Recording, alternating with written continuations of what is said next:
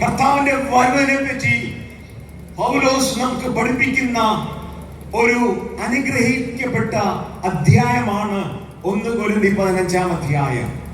58 വാക്യങ്ങൾ എടുത്ത് കർത്താവായ യേശു ക്രിസ്തുവിന്റെ റിസറക്ഷനും നമ്മുടെ റിസറക്ഷനും പൗലോസ് നമുക്ക് വ്യക്തമായി കാണിച്ചു തരുന്ന ഒരു അധ്യായമാണ് ഈ അധ്യായം. Praise the Lord.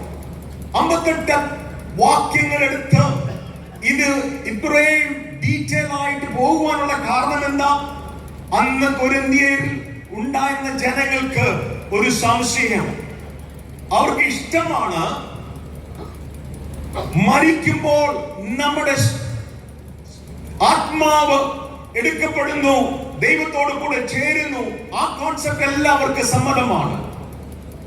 എന്നാൽ റിസറക്ഷൻ, ഉയർത്തെഴുന്നേൽപ്പ് അവർക്ക് ഒരിക്കൽ പോലും ഗ്രഹിക്കാൻ പറ്റാത്ത ഒരു ഡോക്ട്രിൻ ആയിരുന്നു. അതുകൊണ്ടാണ് പൗലോസ് അത് വ്യക്തമായി പഠിപ്പിക്കാൻ തുടങ്ങിയത്. ഒരു കാര്യം പറഞ്ഞുകൊള്ളട്ടെ, നമ്മുടെ കർത്താവിന്റെ ഏറ്റവും വലിയ ശ്രേഷ്ഠത എല്ലാത്തിനും ഒരു പ്ലാൻ ഉണ്ട് കേട്ടോ. Everything he has A blue plan.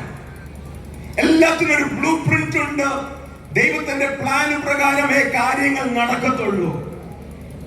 ദൈവം നമ്മളെ പറ്റിയും എല്ലാ വ്യക്തികളെ പറ്റിയും ദൈവത്തിന് ഒരു പദ്ധതിയുണ്ട്. സർവശക്തനായ ദൈവത്തിന്റെ പദ്ധതി അത് തക്ക സമയത്ത് കർത്താവ് നിവർത്തിക്കും. വിളിച്ച ദൈവമാണോ?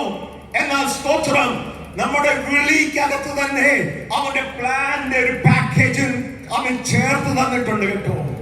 ഇന്നൊരു പക്ഷേ അത് നമുക്ക് വെളിപ്പെട്ടിട്ടില്ല. നമ്മൾ കടന്നു പോകുന്ന ജീവിതത്തിന്റെ അവസ്ഥകളിൽ നമുക്ക് കഷ്ടങ്ങൾ, പ്രയാസങ്ങൾ വരുമ്പോൾ എന്റെ വിളിയെ നാം ചോദ്യം ചെയ്തെന്നിരിക്കും. പക്ഷേ ഒരു കാര്യം പറയാം, ദൈവം വിളിച്ചിട്ടുണ്ടോ ആ പ്ലാനിൽ തന്നെ അവൻ സ്തോത്രം സകലവും തരാൻ വിശ്വസ്തനാണ്. കുഞ്ഞുങ്ങളെ തന്നിട്ടുണ്ടോ?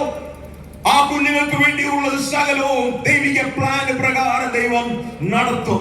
കുടുംബത്തെ തന്നിട്ടുണ്ടോ? ആ ദൈവത്തിന്റെ പ്ലാൻ പ്രകാരം ദൈവം കുടുംബത്തിന് വേണ്ടിയുള്ളതെല്ലാം കർത്താവ് നടത്തും. ഹല്ലേലൂയ. ഉൽപ്പത്തി പുസ്തകം 3-ാം അധ്യായത്തിൽ പാപം കയറി വന്നപ്പോൾ നമ്മുടെ ദൈവം പെട്ടെന്ന് സർപ്രൈസ് ആകുകയല്ലായിരുന്നു. God already knew. അതുകൊണ്ടാണ് സ്തോത്രം വെളിപ്പാട് പുസ്തകം 13-ാം അധ്യായം 8-ാം വാക്യത്തിൽ ലോകസ്ഥാപനത്തിന് മുമ്പ് അറുക്കപ്പെട്ട ദൈവത്തിന്റെ കുഞ്ഞാട്